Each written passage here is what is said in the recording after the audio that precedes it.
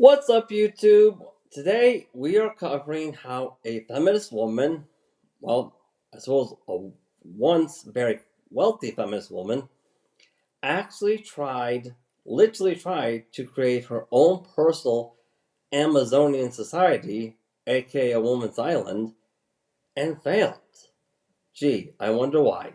Let's get into it, shall we, everybody?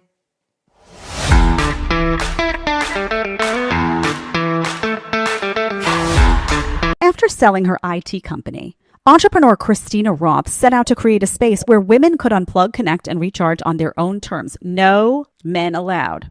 That idea became Super She Island, an exclusive women-only retreat nestled off the coast of Finland. The 8.4-acre island features high-end cabins, traditional saunas, and curated wellness experiences, all designed to nurture mind, body, and community. Again, no men allowed. What began as a personal blog and intimate retreat quickly evolved into a global network of more than 3,000 women. And now, this has since closed. Can't imagine why. Was there like a cat fight on the island? I'm just wondering, just asking.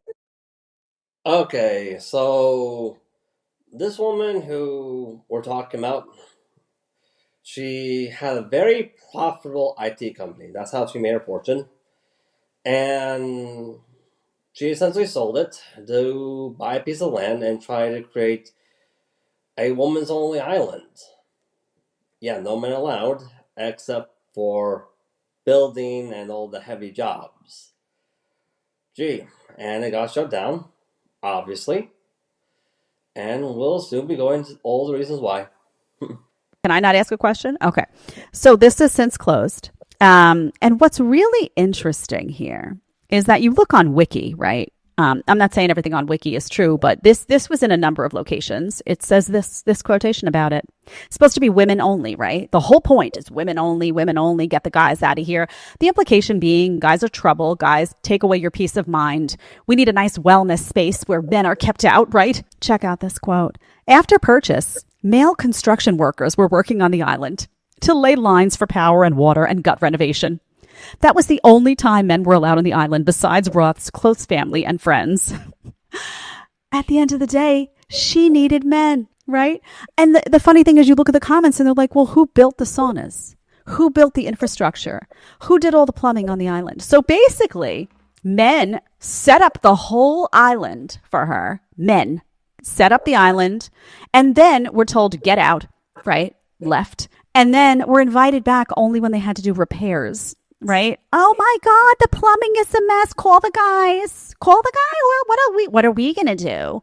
Right? Oh heaven, there's a bug infestation. Call the men. Get them in here. Close down the island for a couple of days. Let them come in here and fix this. So I love this because it fits the whole, like, we don't need men. And it's so fascinating to me. Imagine the idea that you're setting up a whole island, which flopped, and you're making it women only. Guys aren't invited, but they have to set up, do all the grunge work, right? So, honey, you did need a man, right? The island that you created, this idea of yours would have just existed in your mind, honey, if the guys didn't come in and do all the damn work. They did all the work.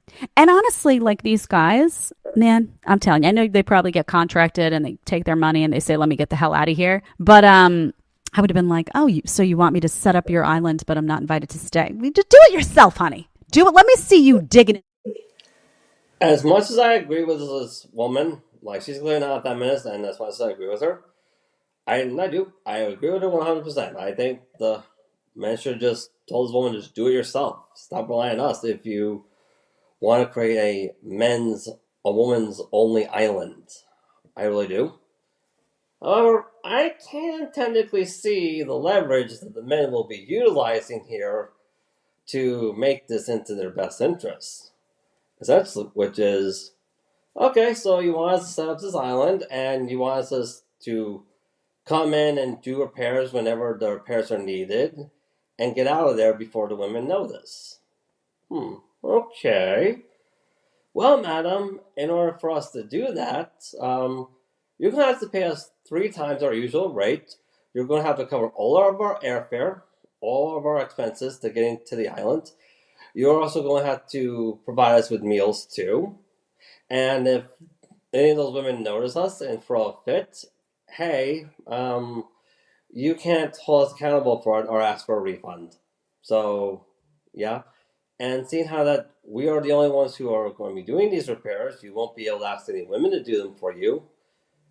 What are you going to do? Yeah, I'm pretty sure that's what a lot of guys had in mind. So it was pretty much a good financial profit. And they pretty much took a lot of this woman's money, which is probably another reason why the island flopped in the first place. Because let's face it, you had to pay a lot of men an enormously huge amount of money in order to entertain this idea. You really did. And let's face it, you're already pretty sure this woman already spent the money she got selling her IT company building the island, so add that stuff on top of it. Pretty certain I know we already know how it flopped. The numbers don't lie.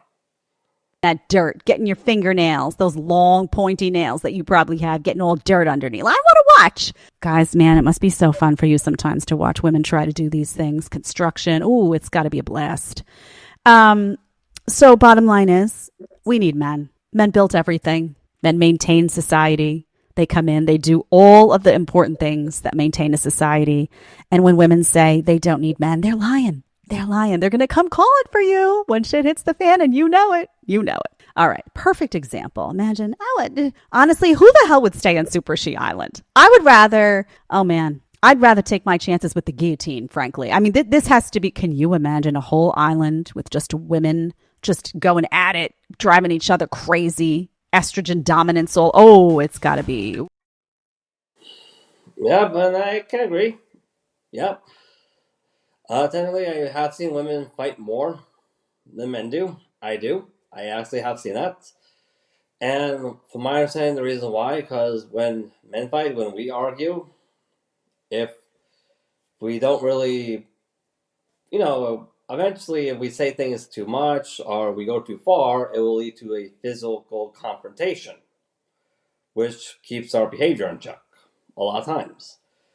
But when women do it, physical confrontation is usually not there, so and when it does reach that, that doesn't keep them in check. Because let's face it, by nature, men are more logical thinkers, women are more emotional thinkers by nature. Like that's just how our brains are set up. Women are neurologically built to be more emotional. So hey, if a physical confrontation happens between men, hey, we're like saying, okay, this officially hurts us. We're gonna stop now. Women like physical confrontation amongst two women, aka cat fights. It's like, hey, it doesn't matter if it physically hurts. We're just gonna keep going at it until it gets too out of control. Yeah, we've seen that in multiple police body cam videos. Anyways, I'd like to end this one off by saying, yeah, I agree with her. And here's a question for every single feminist out there who say they don't need men. When you look at all the benefits women have been given by men since the dawn of mankind, romantic benefits, non romantic benefits, indirect benefits that men have given women since the dawn of mankind, and you cut all that out of a woman's life. Like, women don't have any access to it at all. What does woman's life actually look like? Something for